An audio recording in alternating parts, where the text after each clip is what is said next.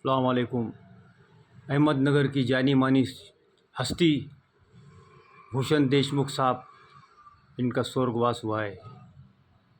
भाइयों, ये ज्ञानेश्वर महाराज की धरती, दक्कन दक्षिण महावसी राष्ट्र, ज्ञानेश्वर महाराज ने जो ज्ञान दिए थे समाज के उदय के लिए, समाज के कल्याण के लिए, जिससे परमेश्वर अल्लाह के पास जाने का, उस ज्ञान से रास्ता मिलता है। वो ज्ञान को हमारे अहमदनगर दक्कन शहर के मशहूर और मारूफ हरदिल अज़ीज़ हमारे भूषण देशमुख साहब, इनने उस ज्ञान को लिए। और ये बहुत बड़े अदीब थे, ये मौर्रिख, ये मुदर्रिस, ये कातिब, ये लेखक और ये पत्रकार, और ये जो तो खबरें देते थे, ख़ास सच्ची खबरें। और हमारे दक्कन दक्षिण महावसी राष्ट्र अहमद शाह के अहमदनगर शहर का तारीख़ और इतिहास जिनने जग जाहिर किए, वो एक में वो अकेले इंसान भूषण देशमुख साहब है, जिन्होंने पूरी दुनिया में अहमदनगर की निजाम शाही का, महाराष्ट्र का सुपुर्द अहमद शाह भैरी, दक्कनी मुसलमान पात्री परभनी गांव का, जिसने 1490 में अहमदनगर की निजाम शाही देश बनाकर हर समाज के धार्मिक स्थलों को और ज्ञान, एजुकेशन, इल्म और रोज़गार पैदा करके दुनिया से जंगें लड़ा और भारत की रक्षा किया, उनका जो है तो सबसे बड़ा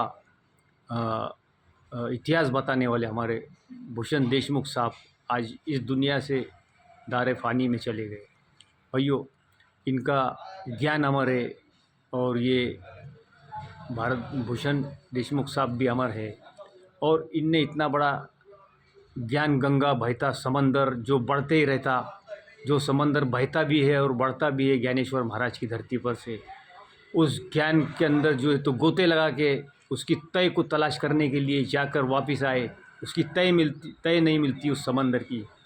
इतना बड़ा ज्ञानेश्वर महाराज की धरती पर इतना बड़ा बहता समंदर है और बढ़ता समंदर है।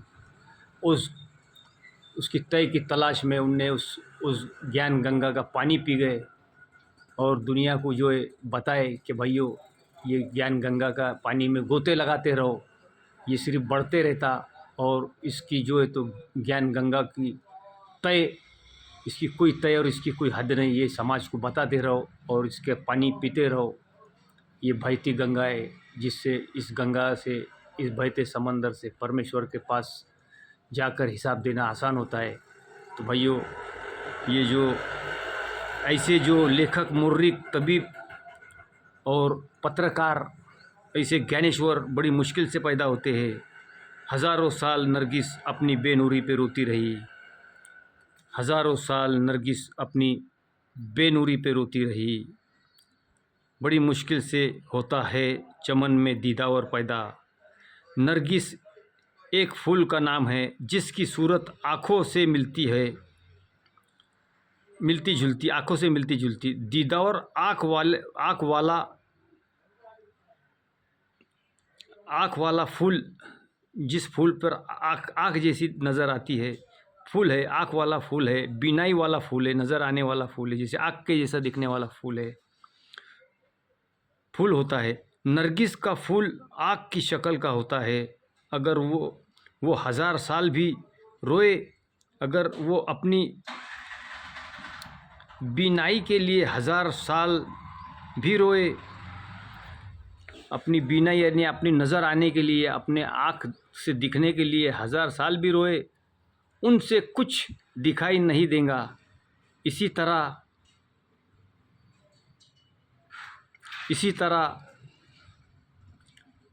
इस चमनज़ार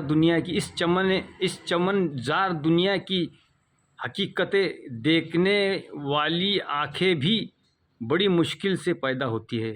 भाइयों, ये जो है हमारे अदीब और हमारे लेखक, मुर्रिख और मुदर्रिस और कातिब और हरदिल अज़ीज़, ऐसी जो हस्तियाँ हैं जो हज़ारों साल में पैदा नहीं होती।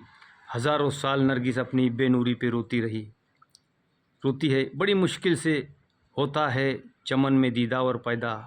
भाइयों, हमारे भूषण देशमुख साहब ने जो ज्ञान गंगा और बहते समंदर, जो बढ़ता समंदर का ज्ञान है, इनने बहुत बड़ा अमर रख के गए और ये भी खुद अमर है।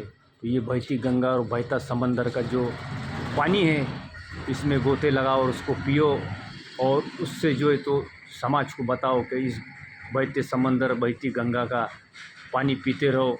ये अमर पानी है और ये हमारे देशमुख साहब भी अमर है और इनका ज्ञान भी अमर है।